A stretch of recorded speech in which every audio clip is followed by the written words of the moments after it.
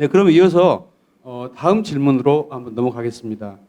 지금 이제 트렌드나 이슈에 대해서 말씀을 하셨는데 정말로 우리가 살다 보면 각 산업 분야별로 학문 분야별로 시급히 해결해야 될 당면 과제들이 좀 있습니다. 그럼 먼저 유승철 교수님부터 광고 분야에서 시급한 해결 과제는 무엇이 있을까요? 예.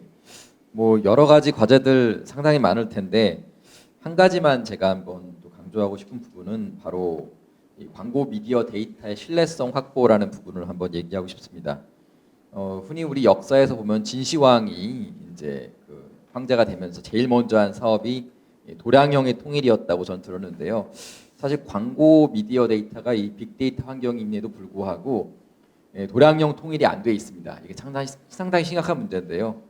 예컨대 보면은 이제 뭐 페이스북이 생산하는 광고들, 여러 가지 광고 디지털 매트릭이라고 하잖아요. 광고 값이나 구글 그리고 뭐 다른 여타 디지털 기관이 생산하는 데이터들이 어떻게 보면 동일한 척도를 쓰지 않는 거죠. 예컨대 뭐 출입이라고 하죠. 진짜 본 사람들은 과연 몇 초를 봐야지 출입뷰인가 이런 문제들. 사실 글로벌에서는 이런 광고 데이터의 표준화를 위해서 노력을 많이 하고 있는데 사실 국내에선 이런 것들이 시작도 안 된 점이 상당히 아쉽습니다. 그래서 이 부분이 좀 조속히 해결되면 어떨까라고 말씀드리고요. 연관지어서 광고 사기, 소위 애드프로드라고 하거든요. 광고 사기에 대한 문제가 상당히 심각합니다. 예컨대 우리가 클릭하는 것들의 반수 이상이 다 가짜, 사기당해서 클릭하는 거라고 얘기를 하면 상당히 놀랄 분들이 많을 것 같아요. 이런 것들이 비일비재합니다. 특히 광고 사기의 가장 피해 국가는 대한민국하고 중국 정도라고 보통 이야기를 많이 하는데요. 우리보다 디지털 수준이 좀 떨어져 있다고 믿어지는 일본조차도 광고 사기에 대응하기 위한 전담 기관을 2021년도에 만들기도 했습니다. 중국도 2020년도부터 열심히 하고 있고요. 국내는 관련 기관도 없고 그러다 보니까 최종 소비자가 피해를 보게 되는 그런 현황이 있습니다. 흔히 광고 사기라고 하면은 광고주가 피해를 보고 왔는데 사실 결과적으로는 소비자의 이제 구매 비용 부담으로 전가되기 때문에 이게 상당한 심각한 문제로 이제 부각되고 있고요. 이 광고 사기하고 연관해 가지고 어떤 의미에서는 이제 잘못된 음성 콘텐츠 옆에다 광고를 삽입하게 되어서 광고주한테 피해를 주는 소위 얘기하는 브랜드 안전의 위해성이 높아지는 그런 현상도 너무 많이 일어나고 있기 때문에 이런 부분 심각하고 조속히 해결되면 어떨까라고 제안을 드립니다. 예, 지금 말씀하셨지만 광고 사기 문제는 갈수록 심각합니다. 왜냐하면 광고 기법도 발전을 하지만 기법이 발전한 만큼 실제로 클릭 횟수가 적은데도 불구하고 많이 클릭한 것처럼 집계를 해서 광고비를 부풀리는, 그래서 결과적으로 소비자들한테 그 비용이 전가되는 이른바 애드프로드 같은 현상이 많이 나타나고 있고요. 또 한 가지는 출판계는 ISBN이라든가 또는 뭐 국판, 신국판, 뭐 크라운판 이런 식으로 이렇게 사이즈가 딱 그 정해진 그런 기준들이 있는데 광고계에서는 기본적으로 통일된 게 이제 뭐 무슨 텔레비전 광고의 초수가 몇 초냐 이런 거는 통일이 돼 있지만 최근에 인터넷 광고나 디지털 광고 이쪽에서는 워낙 다양한 회사들에서 새로운 광고들을 만들어내기 때문에 통일이 안 돼 있다. 그럼 이어서 PR 분야에도 많은 당면 과제들이 있으신데 중요한 것들이 무엇이 있을까요? 정원준 교수님 부탁드리겠습니다. 네, 저는 오늘 이 간담회 이제 키워드로 이제 데이터를 가지고 왔기 때문에 이제 연관해서 말씀을 드리도록 하겠습니다. 앞서 유승철 교수님께서도 또 김상영 교수님께서도 본의 아니게 다 데이터를 말씀을 주셨는데 그만큼 데이터라는 이 하나의 단어 하나가 우리 사회에 미치는 굉장히 큰 울림을 주고 있다 이렇게 이해를 하시면 될 것 같습니다. 앞서 제가 이 화자 중심의 샌더 중심의 어떠한 커뮤니케이션 접근 방법에서 이제는 화자 중심이 아니고 리시버 중심인 수용자와 또 소비자 중심의 커뮤니케이션의 어떤 패러다임이 매우 급격하게 변하게 되는데 그 근간에는 미디어의 발달과 활용이라고 말할 수가 있을 것이고 단순하게 어떤 새로운 매체, SNS라든지 최근에 이제 숏폼 콘텐츠와 같은 또 메타버스와 같은 새로운 어떤 매체의 탄생에 의해서 우리 사회의 어떤 커뮤니케이션 구조가 바뀌었다라고 볼 수도 있지만 그 이면에는 우리가 알지 못했던 많은 데이터들이 계속 쌓이고 있는 것이다라고 말씀드릴 수가 있을 것 같아요.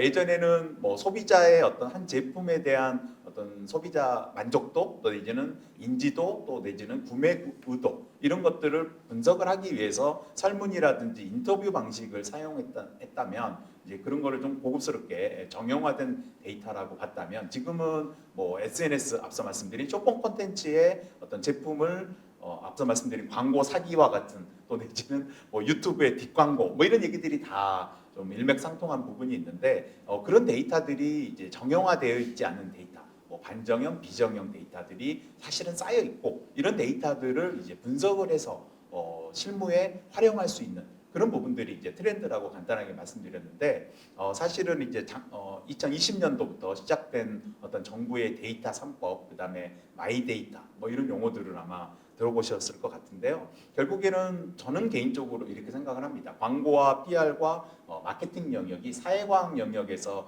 가장 추구해야 되는 핵심적인 목표는 결국에는 어우러 사는 세상, 그다음 상생하는 세상, 결국에는 하나의 학문으로서 또 실무로서 사회적 가치를 추구하고 나누는 그러한 부분이라고 말씀드릴 수가 있을 것 같아요. 굉장히 거시적이고 좀 어려운 말씀을 드렸는데, 이제 그렇게 하기 위해서 이제 한 스텝 한 스텝 가야 될 부분이 바로 데이터가 우리가 추구하는 그러한 사회적 가치를 성취하는데 좀 도움이 되지 않을까라는 이런 생각이 듭니다. 그래서 다시 돌아와서 가장 이 PR 영역, 또 크게 보면 사회과학 영역에서 당면 과제는 이 데이터를 어떻게 활용할 것인가. 그래서 앞서 말씀드린 것처럼 정부 같은 경우에도 이 데이터를 활용하기 위해서 이제 공공 데이터 포털도 만들어 놓고 많은 데이터들을 제공을 하고 있는데, 실질적으로 그 데이터를 활용을 해서 사회적 가치를 추출해내기 위해서 활용을 해보려고 이렇게 시도를 해보면 사실 사용할 수 없는 그런 데이터들이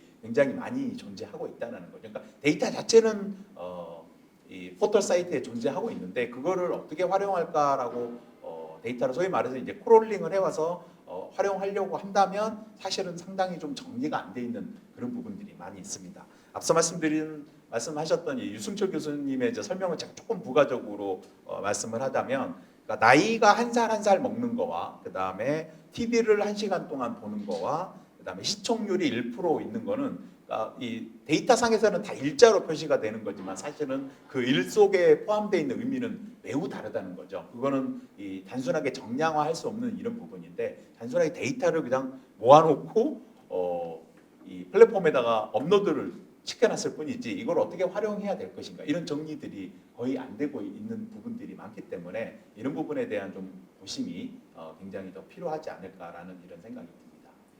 예, 굉장히 좋으신 말씀입니다. 데이터가 쌓여 있는데 그것을 활용하는 방안들을 우리가 모색을 해야 되는데, 정부에서도 뭐 데이터댐이니 이런 얘기를 지난번에 던지고 나서 그 후에 후속 작업은 별로 안 되고 있는 것 같아요.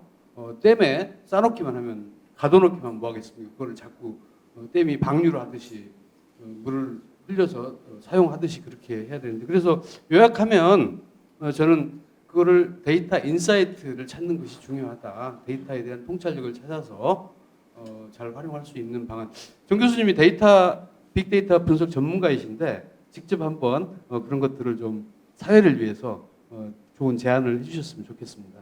그럼 이어서 그 마케팅 분야에 시급한 당면 과제가 무엇인지 김상민 교수님 부탁드리겠습니다. 예, 뭐 앞서 유승철 교수님이 데이터의 중요성, 또 정원정 교수님께서 데이터 활용에 대해서 말씀해 주셨듯이 저 역시 당면 과제로 데이터를 언급하지 않을 수가 없는데요. 조금 더 한 걸음 더 나아가서 산학협동 측면에서 저는 이제 데이터의 활용에 대해서 말씀드리고자 합니다. 데이터 지금 쌓여 있어요. 기업들에도 쌓여 있고 다 있습니다. 근데 여태까지 저도 그렇고 많은 연구자들이 데이터를 좀 분석할 수 있게 해달라고 했을 때 데이터를 주지 않습니다. 근데 그 이유가, 대부분 기업에서 데이터를 주기를 거절하는 이유가 정보보호법이라는, 개인정보 유출이라는 거가 때문에 안 된다. 근데 사실은 정보보호법에서 데이터 분석하지 말라는 법 없습니다. 개인정보가 유출되지 않도록 암호화한다든지, 뭐 요즘 예전에는 그런 우리가 그거를 가리고 하면 됐었는데 이젠 뭐 블록체인도 나왔으니까 얼마든지 그거 암호화하고 나머지 데이터 분석할 수 있습니다. 근데 기업에서 그런 거를 꺼리고 있다는 것 자체가 저는 활용에 앞서서 우선 산학협동 측면에서도 그렇고 산업 발전, 학문 발전을 위해서도 기업이 태도 의향을 바꿔야 되지 않을까. 데이터를 우리가 적극적으로 활용할 수 있게. 그래서 아쉬운 게 뭐냐면 제 입장에서는 연구자 입장에서 보면 미국의 유수한 명문 대학들의 마케팅은 기업의 어떤 한 기업과 한 연구실이 아주 수십 년간을 데이터를 공급받으면서 꾸준히 논문을 내고 그러면서 그 연구실도 커가고 학교도 유명해지고 그 기업도 또한 그 연구 결과를 활용해서 마케팅에 활용해서 성장하고 있는데 우리나라는 그런 예를 찾기가 너무 어렵습니다. 저도 그렇고 우리 여러 연구자들도 결국 그런 미국의 또는 유럽의 데이터를 얻어서 구해서 의존해서 분석을 할 뿐이지 대부분이 그렇습니다. 우리나라 기업의 데이터를 갖고 하는 경우가 너무 없습니다. 근데 우리나라가 마케팅 측면에서는 세계적으로 굉장히 중요한 곳이거든요. 신제품을 출시할 때 글로벌 마켓에서 이제는 도쿄보다도 파리보다도 베이징보다도 우리 한국 서울에서 먼저 출시를 하는데 그런 데이터들이 있음에도 불구하고 연구를 할 수 없다는 것은 우리나라의 어떤 굉장한 발전에 또는 우리나라의 어떤 학문적으로나 기업의 발전에 큰 장애 요인이라고 생각됩니다. 그래서 데이터 양질의 데이터를 모으고 활용해야 되는데 그에 앞서서 데이터를 활용하는 거에 대해서 좀 더 전향적으로 긍정적인 그런 태도를 좀 의향을 좀 바꿔갔으면 좋겠다는 게 지금 저는 시급한 문제라고 생각됩니다. 그 이 좌담의 내용을 기업에 계신 분들이 다들 많이 보셨으면 좋겠어요. 그래서 기업에서 가지고 있는 쓰지 않는 계속 저장만 해놓는 데이터를 좀 공개를 했으면 좋겠고 차제에 개인정보보호법이라는 미명하에 정말 내주지 않는 데이터 이런 것들을 다시 한번 성찰해보는 되돌아보는 그래서 연구자들과 사회와 같이 데이터를 공유하는 이런 노력들이 좀 있었으면 좋지 않겠나 싶습니다. 혹시 그 김보국 국장님께서는 광고 홍보 마케팅 분야에 이것만은 좀 문제다 시급한 당면 관제 느끼신 거 경영에도 좀 참여하실 텐데 한 가지만 말씀하시면 어느 게 있으세요? 방금 선생님들께서 말씀해 주신 그 데이터 공개 관련해서 제가 직접 저희는 이제 정보 공개 청구 이제 심사청을 하기도 하는데 그 꼭 그런 부분이 아니더라도 공공 데이터 같은 경우도 다 공통적으로 나오는 얘기인데요. 받아도 쓸모가 없습니다. 예, 다 주겠다라고 하는데 받아봐도 이 정제할 수 없는 데이터를 준다거나 그래서 방금 그 김상영 선생님께서 말씀하신 것처럼 이거 어디서부터 어떻게 해야 될지 뭐 국정감사 때 그 지적을 하기도 하고 해도 그냥 지나가면 그만이거든요. 개선이 안 되더라고요. 그래서 그 실무자단에서는 위에서 예를 들면 기관장이나 공개를 결정해서 주는데 실무단에서는 쓸모없는 이 자료를 주거든요. 그러면 뭐 국정감사 때 얘기를 해도 우린 졌다 하고 말거든요. 그래서 이런 부분들을 어떻게 좀 개선해 나가야 되는지 아마 좀 제도적으로 필요하지 않을까 그런 생각이 좀 들었습니다. 네, 감사합니다. 오늘 이 자리에서 여러 전문가님들이 주신 내용들이 사회 속에 좀 환기가 돼가지고 데이터의 사회적 활용 이런 차원에 대한 논의가 앞으로 계속 있었으면 좋겠습니다.